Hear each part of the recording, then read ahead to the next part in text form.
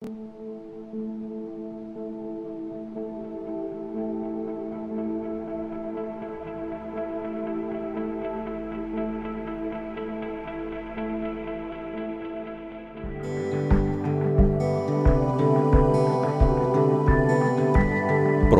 y ved. Historia de hoy, la carta. Amor, antes de que hagamos juntos el culto, me gustaría darte este regalo. Pero antes de abrirlo, me gustaría que leas esta carta. Te dejo aquí solo un poco. Me gustaría que leas esta carta con mucho cariño, con mucha atención, con mucha reflexión. Y en un rato vengo para que hagamos el culto. ¿Está bien?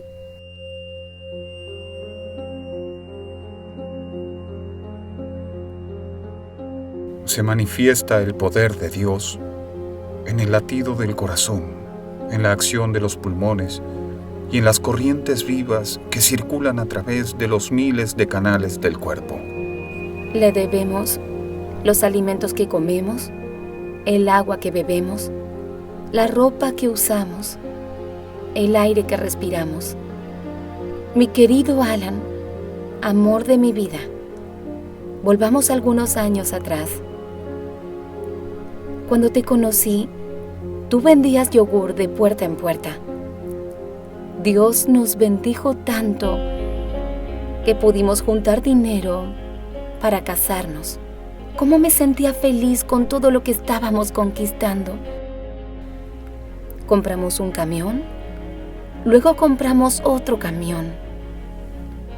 El dinero llegaba de todos lados y luego compramos una farmacia.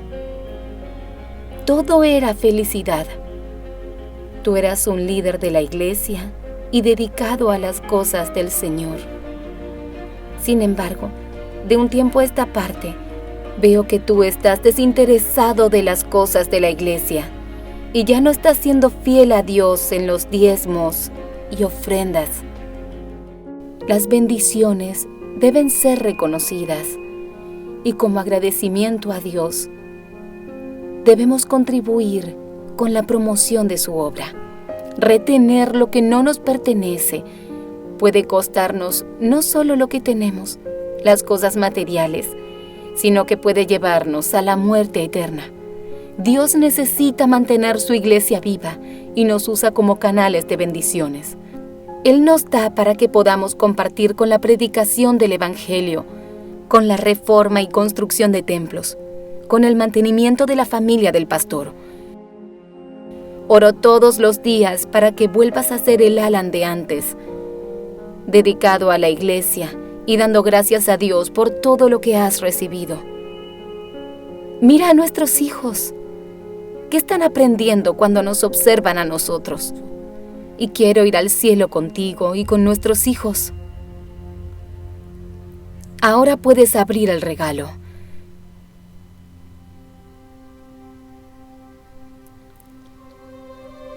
Dentro de esa caja hay una buena cantidad de dinero. Durante un mes, saqué todos los días de la caja de nuestra empresa un poco para que tú, aún sin saberlo, le devolvieras el diezmo al Señor. Las bendiciones fueron tan grandes que este mes hemos tenido la mayor facturación del año. La carta que escribí a mi marido fue un hito reparador en su vida. Después de ese día, todo cambió.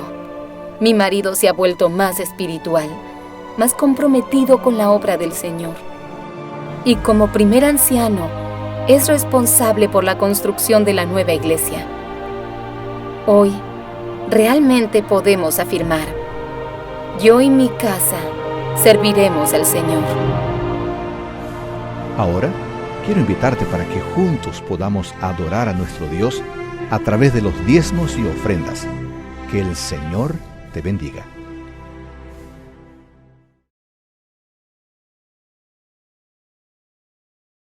Feliz noche, familia. Dios les bendiga grande y ricamente a cada una de las personas y familias aquí representadas, al igual que a las personas que se han conectado online para compartir junto con nosotros este culto de adoración.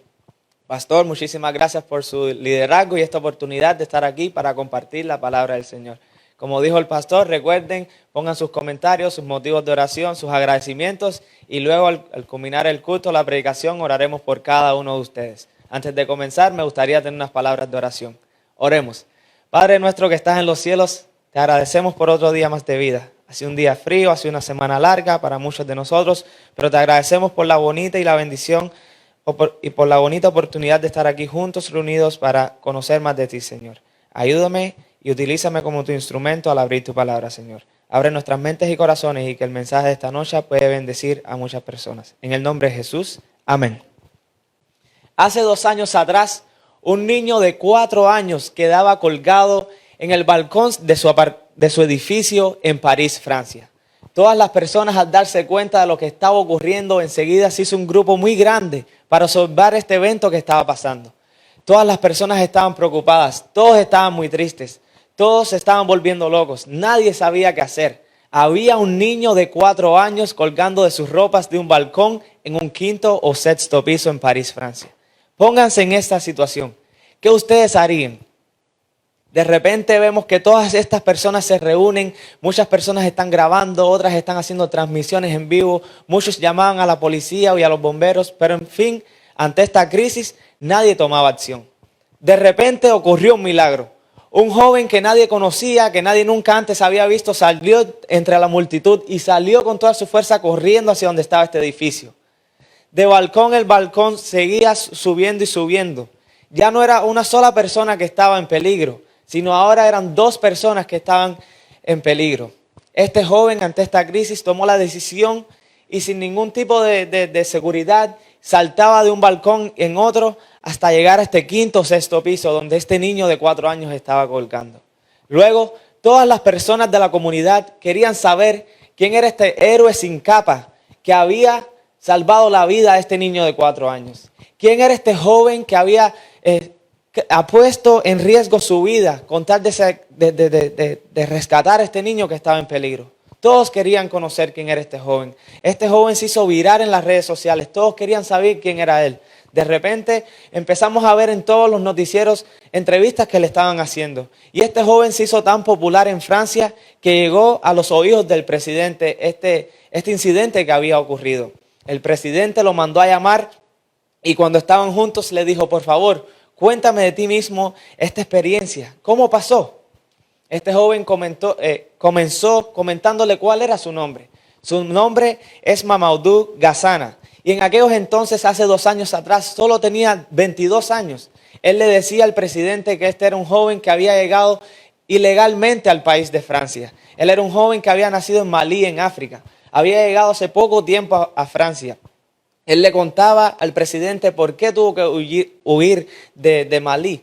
Se nos dice en la historia que este joven huyó de Malí porque había mucha violencia, había una guerra, muchos familiares habían fallecido y él quería buscar una nueva oportunidad. Se nos dice que tratando de huir de Malí pasó mucho tiempo en el desierto. Casi fallece, casi pasó por muchas crisis. Luego se coló como polizón en un barco.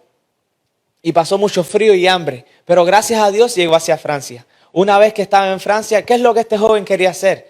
Él, al mismo tiempo que quería trabajar para poder ayudar a su familia que todavía se encontraba en Malí, en África, al mismo tiempo quería mantener un perfil bajo, porque su terror era que iba a ser deportado en algún momento. Pero este joven, al saber que el foco de atención iba a ir hacia donde estaba él, al tomar este acto de valentía en esta crisis, a él no le importó. Él le dijo al presidente que al ver ese niño ahí que estaba a punto de perder su vida, él se puso en las manos de Dios y con su ayuda lo logró. Su miedo era ser deportado y él estaba muy nervioso de conocer al presidente. Pero para la honra y gloria de Dios, este joven fue otorgado el mejor premio que alguien le pudo haber dado en su vida. El presidente, ya con lágrimas en sus ojos, escuchando la historia que este joven le estaba contando de este incidente, decidió regalarle la nacionalidad francesa. Y no solo eso, también le dio un trabajo en el departamento de bomberos gracias a su físico. Al fin del cuento, este joven estuvo muy agradecido. Este héroe sin capa se había convertido en un héroe nacional. Y ante la crisis se puso en las manos de Dios y salió victorioso. En la vida Todos tenemos sueños. Estoy seguro de que las personas que nos están mirando online y las personas aquí presentes, todos hemos tenido sueños. Al principio del año, muchas personas tenían resoluciones y deseos de cumplir este año. ¿Y qué pasó? Debido a diferentes crisis que llegaron a nuestras vidas, ¿qué fueron pasando con estos sueños y anhelos? Fueron puestos a un lado. Este joven, ante la crisis, se puso en las manos de Dios y salió victorioso. ¿Te has puesto a pensar qué podemos hacer nosotros y las miles de cosas que podemos lograr si nos ponemos en las manos de Dios? Por ejemplo, este verano que pasó, muchos atletas se habían preparado por muchos años para las Olimpiadas que iban a tomar lugar en Asia. ¿Y qué pasó? Debido a esta crisis, el sueño de muchos fue tirado a la nada. Ninguno pudo competir en las Olimpiadas. Asimismo, pasa en nuestras vidas. Muchas veces llegan crisis y las crisis llegan independientemente. ¿Y qué quiero decir con esto? Que muchas veces en nuestras vidas las crisis llegan por cosas de la vida, por cosas de este mundo, no por consecuencia de nuestras propias acciones. En la Biblia se nos muestran muchas personas como tú y como yo, que tenían muchos sueños. Las crisis llegaron para ellos, pero a ellos no los derrumbaron, sino que estas crisis los ayudaron y fueron fueron escalones para que ellos llegaran hacia donde el punto que Dios tenía para cada uno de ellos. Hoy, en esta noche, los voy a invitar a que visiten conmigo, entre muchos soñadores bíblicos, al que yo creo que es reconocido como el soñador bíblico más joven. Y este joven es José. Y quiero que en lo que repasamos su vida y estas diferentes crisis que él enfrentó en su vida, reflexionen en estas preguntas. José tuvo que enfrentar muchas crisis. ¿Tú también? A él las crisis no lo hicieron caer ni colapsar. ¿Por qué a ti y a mí sí? En este momento les invito a que vayan conmigo a Génesis 37, versículos del 1 al 8. Génesis capítulo 37, versículos del 1 al 8. Y ahí nos daremos cuenta de la primera crisis que José tuvo que enfrentar. Génesis capítulo 37, versículos del 1 al 8, y dice así: habitó Jacob en la tierra donde había morado su padre, en la tierra de Canaán. Esta es la historia de la familia de Jacob. José, siendo de edad de 17 años, apacentaba las ovejas con sus hermanos. Y el joven estaba con los hijos de Bilha y con los hijos de Silpa, mujeres de su padre. E informaba José a su padre la mala fama de ellos. Y amaba a Israel a José más que a todos sus hijos, porque lo había tenido en su vejez. Y le hizo una túnica de diversos colores. Y viendo sus hermanos que su padre lo amaba más que a todos sus hermanos, le aborrecían. Y no podían hablarle pacíficamente. Y soñó José un sueño y lo contó a sus hermanos. Y ellos llegaron a aborrecerlo más todavía. Y él les dijo: oíd ahora este sueño que he soñado. He aquí que estábamos en el medio del campo y teníamos manojos, y el mío se levantaba y estaba de derecho, y vuestros manojos estaban alrededor y se inclinaban hacia el mío. Aquí en este pasaje nos podemos dar cuenta de la crisis familiar. Esta es la primera crisis que José temprano en su vida tuvo que enfrentar. Muchos podemos tomar la conclusión que inclusive antes de él nacer, esta crisis familiar ya estaba esperando por él en su familia. Nos damos cuenta que Jacob había trabajado 14 años para tener a su esposa querida Raquel. Era la favorita entre todas sus esposas. Inclusive antes de José nacer, ya quizás los otros hermanos, tíos o familiares de las otras esposas tenían envidia y decían: ¿por qué esta es la favorita de él? Entonces aquí vemos que inclusive antes de José nacer, ya había una crisis familiar. Luego nos damos cuenta que sus hermanos lo aborrecían porque se daban cuenta que su padre Jacob lo amaba más que a ninguno otro de sus hermanos. Y luego nos damos cuenta que José, como hermano menor, iba hacia donde estaban sus hermanos mayores, bien emocionados, bien contentos, queriendo compartir sus sueños y sus anhelos. Y esto hizo que sus hermanos aún lo odiaran más. Cuando avanzamos en Génesis 37 nos damos cuenta de la segunda crisis que José tuvo que enfrentar. Si la crisis familiar era grave, imagínense la crisis emocional que José tuvo que enfrentar. Esta fue una crisis gigantesca que también tuvo que enfrentar José de múltiples formas. Esta crisis emocional comenzó al nacimiento de su hermano menor Benjamín. Al su hermano nacer, su madre fallece. Ahora Jacob era no solo el padre, sino también la madre de José y de Benjamín. Quizás en mi mente yo pienso que los hermanos pudieran haber entendido que ahora, al ellos ser huérfanos, el padre iba a tener más sobreprotección y más cariño hacia estos dos. Pero no ayudó en nada. Los hermanos no entendieron y al padre enseñarle y mostrarle más cariño a sus hijos, hizo la situación aún peor. padres que me están viendo y padres presentes, nunca comparen a sus hijos, nunca demuestren favoritismo el uno por el otro. Al final del día, todos somos especiales en los ojos de Jesús. Y así mismo debería ser en tu caso y en el mío. Nunca nos comparemos con otros, queridos hermanos. Si tienes un hermano mayor o menor, no te compares con ellos. Al final del día, Dios nos ha dado distintos talentos que Él quiere que usemos para su obra y para el avance de su obra aquí en la tierra. Así que, padres presentes, no muestren favoritismo y hermanos, no se comparen. Esto no es lo que Dios quiere que hagamos. Les invito a que vayan conmigo a Génesis 37, del 18 al 28, y ahí nos daremos cuenta cómo sus hermanos profundizaron esta crisis emocional la cual José estaba enfrentando. Génesis capítulo 37, versículos del 18 al 28, y donde quiera se encuentren, de donde quiera nos estén mirando, les invito a que abran sus Biblias y lean junto conmigo. Y dice así: cuando ellos los vieron de lejos, antes que llegara cerca de ellos, conspiraron contra él para matarle. Y dijeron el uno al otro: he aquí que viene el soñador. Ahora pues venid y matémosle, y echémosle en una cisterna, y diremos: alguna mala bestia lo devoró, y veremos qué será de sus sueños. Cuando Rubén oyó esto, lo libró de sus manos y dijo: no lo matemos. Y les dijo Rubén: no derraméis sangre, echadlo en esta cisterna que está en el desierto, y no pongáis mano en él, por librarlo así de sus manos, para hacerlo volver a su padre. Sucedió pues que cuando llegó José a sus hermanos, ellos quitaron a José su túnica, la túnica de colores que tenía sobre sí, y le tomaron y le echaron en la cisterna. Pero la cisterna estaba vacía, no había en ella agua, y se sentaron a comer pan. Y alzando los ojos miraron, y aquí una compañía de ismaelitas que venía de Galaad, y sus camellos traían aromas, bálsamo y mirra, e iban a llevarlo a Egipto. Entonces Judá dijo a sus hermanos: ¿qué provecho hay en que matemos a nuestro hermano y encubramos su muerte? Venid y vendámosle a los ismaelitas, y no sea nuestra mano sobre él, porque él es nuestro hermano, nuestra propia carne. Y sus hermanos convinieron con él, y cuando pasaban los madianitas mercaderes, sacaron ellos a José de la cisterna, y le trajeron arriba, y le vendieron a los ismaelitas por 20 piezas de plata, y llevaron a José a Egipto. Al leer este pasaje y estos versículos nos damos cuenta cómo los hermanos profundizaron la crisis familiar y también la crisis emocional que ahora José estaba viviendo.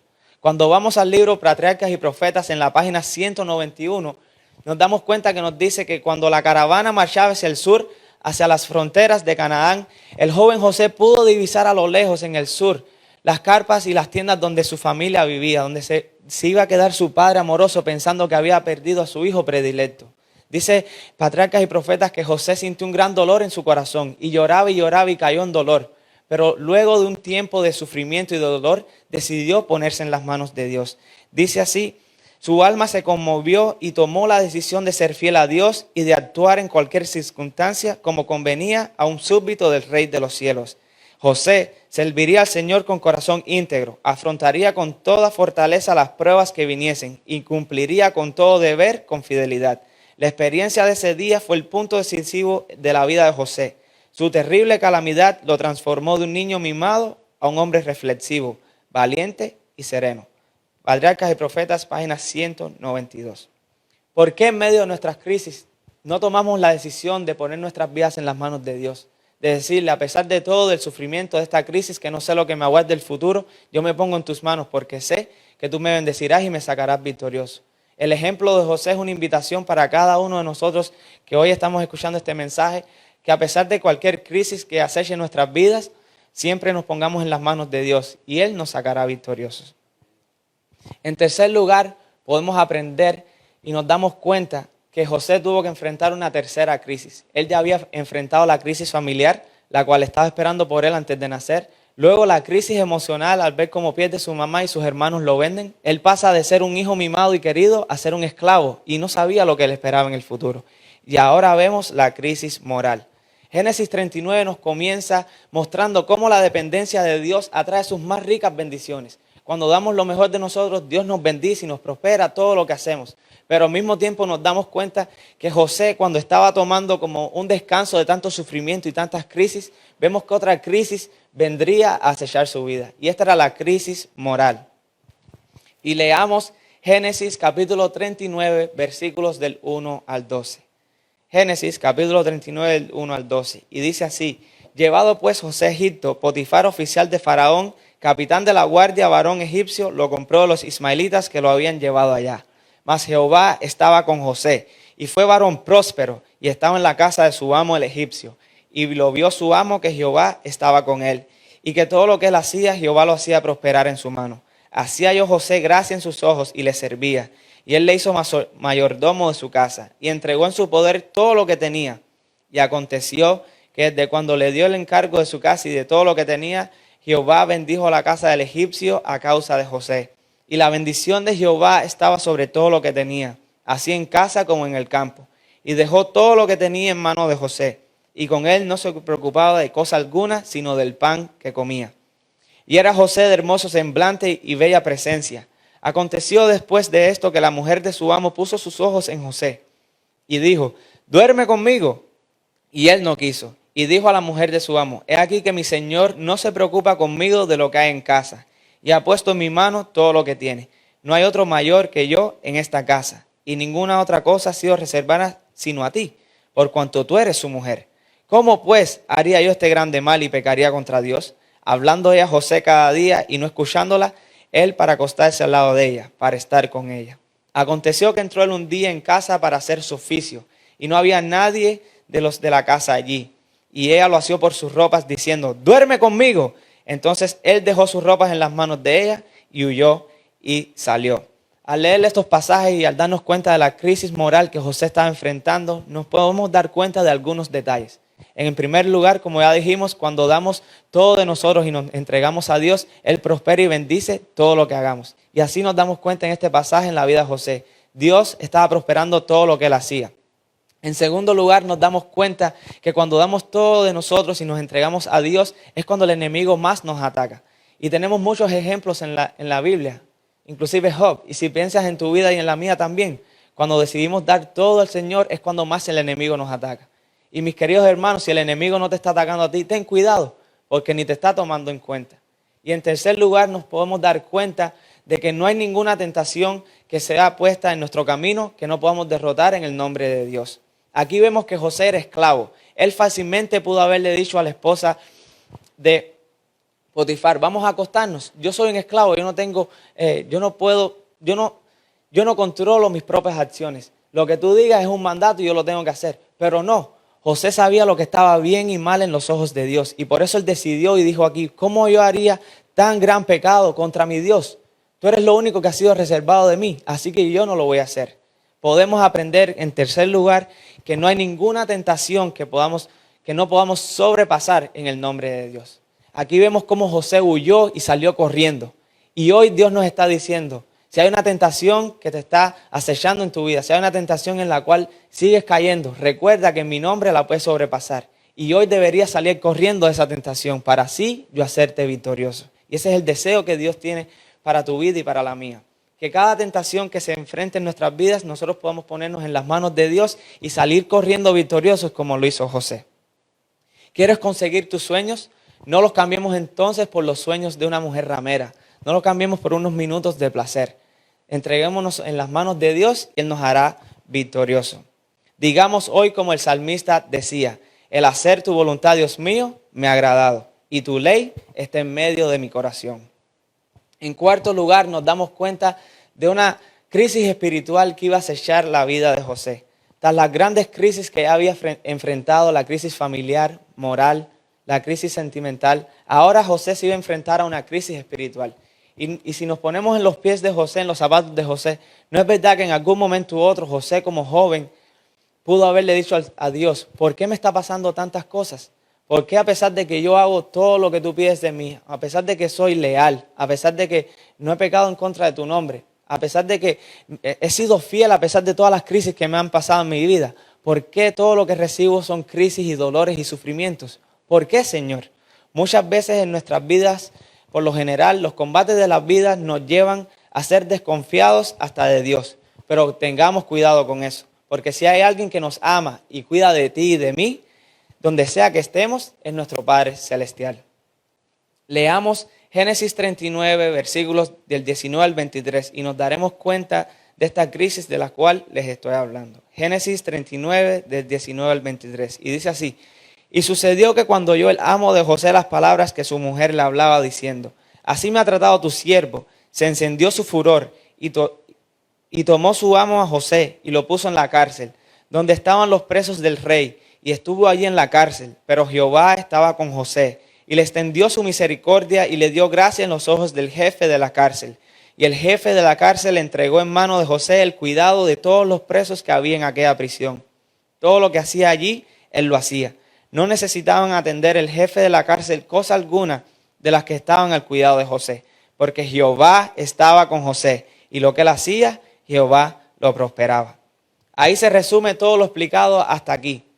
Aún en lo más bajo de este mundo, aún en lo más lejos que tú te puedas sentir de Dios, si te pones en las manos de Dios, Él prospera y bendice todo lo que tú hagas. Cuando avanzamos en Génesis 41, nos damos cuenta de la última crisis que en estos momentos José iba a enfrentar. Esta era la crisis social. De la prisión sale José, gracias a Dios, y también debido a la crisis social que se iba, la crisis social alimentaria que venía sobre el pueblo de Egipto, y que Dios tuvo a bien revelar a José.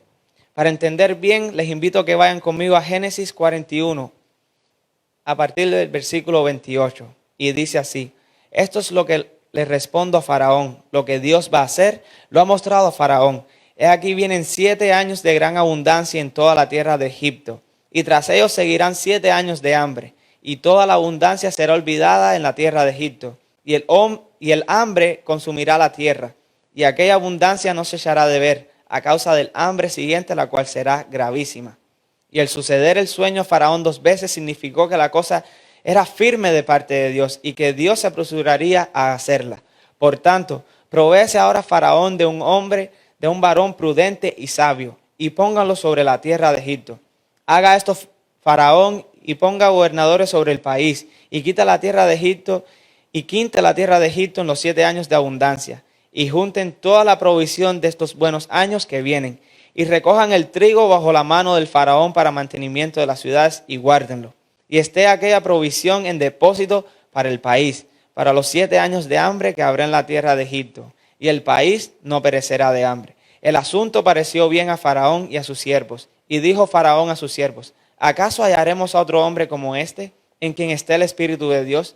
Y dijo Faraón a José: pues que Dios te ha hecho saber todo esto, no hay entendido ni sabio como tú.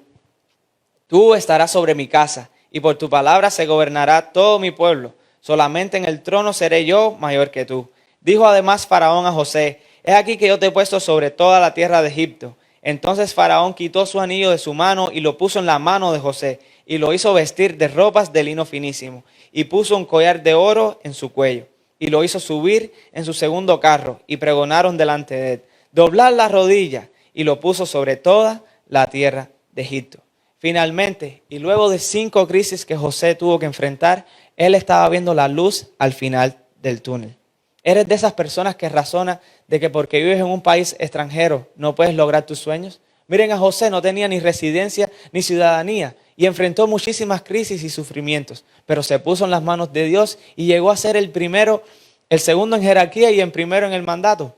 Asimismo, Dios quiere hacer con tus sueños y con los míos, que a pesar de que las crisis que acechan nuestras vidas nos pongamos en sus manos y Él nos hará victoriosos. No importa si eres un extranjero, no importa tu estatus económico, tu estatus legal. Dios quiere que logres todos tus sueños, a pesar de todas las crisis que están acechando tu vida.